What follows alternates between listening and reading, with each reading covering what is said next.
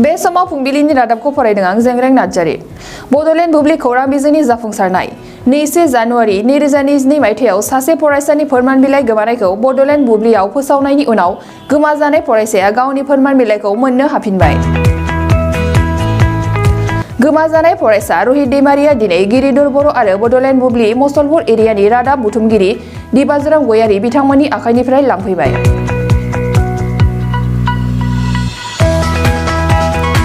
फोरमानलाइफोरनि गेजेराव दंमोन फारियै प्रबिस्का एग्जामिनेशन 2017 मायथाइनि marksheet, original certificate, admit card आरो प्रोविजनेल सार्टिफिकेटफोर। फरायसा रहित दैमारिया गोमानाय फोरमानलाइखौ मोनफिननानै खौरां बिजोंखौ साबायखर बावदों आरो जोबोद गोजोननाय फोरमायदों। मसलपुरनिफ्राय दिबाज्राम गयारीनि खौरां। गिबियावनो बड'लेण्ड बुब्लि जोंखौ आङो साबायखर बावबाय। आंनि डकुमेन्ट्स गोमानायखौ आं मोनफिनबाय। आङो बड'लेण्ड बुब्लियाव आंनि मैया डकुमेन्ट्स गोमानायखौ आङो फोसावनाय नुदोंमोन, बेखौ आङो मोनफिनबाय। आङो कलेजावसो दोनबोदोंमोन, सारा अनलाइन खालामनो होननानै हरथ'वाखैमोन। बेनिफ्राय आङो मैयासो नुदों। ओमफ्राय मैया नुनानैसो आं मिथिदों, आं गोमानायखौ आं मिथियामोन।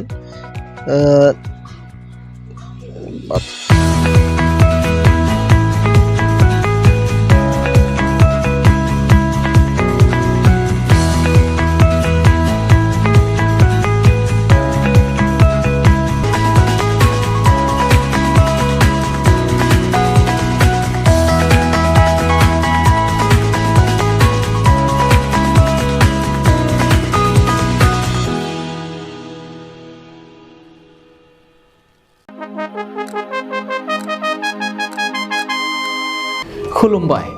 नै सफैलायबाय दुलाराय बर' फरायसा आफादनि थान्दै जखनथाया।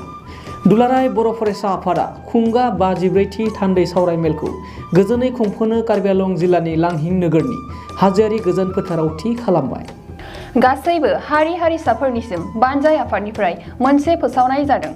कार्बि आंलं जिल्लानि लांहिं नोगोरनि हाजोआरि फोथाराव 2022 मायथाइनि 2, 3, 4 आरो 5 फेब्रुआरि खालाराव जानो गोनां दुलाराय बर' फरायसा आफादनि 54थि थान्दै जखनथाय लोगोसे 49थि कार्बि आंलं जिल्ला दुलाराय बर' फरायसा आफादनि बोसोरारि जथुम्मायाव जायफोर बर' फालांगिरिफोरजों लोगोसे आसामनि जायखिजाया हारिनि फालांगिरिफोर जेरै book stalls, tea stalls, vendors, hawkers बायदिफोरजों लोगोसे बर'नि गाननाय जोमनाय, दख'ना, गामसा, आर'नाइ, टेक्सटाइल्सनि बायदि रोखोमनि जि जोम दिन्थिनाय आरो फाननायनि थाखाय गिदिरथार मोनसे एग्जिबिशन लानाय जादों। बेखायनो जायखिजाया गोसो गुदुं फालांगियारि बिथांमोनखौ फैगौ जानुवारि दाननि 20 खालारनि सिगां गाहायाव होनाय 8638911131789696890890T जानबुं नङाव सिगांग्रो खौरां लाना गावनि मुं थंफोरखौ रेबथुमना लाहरखानायजों लोगोसे गोरोबथा खालामनो थाखाय खावलायहरनाय जाबाय। गोजोन्थों।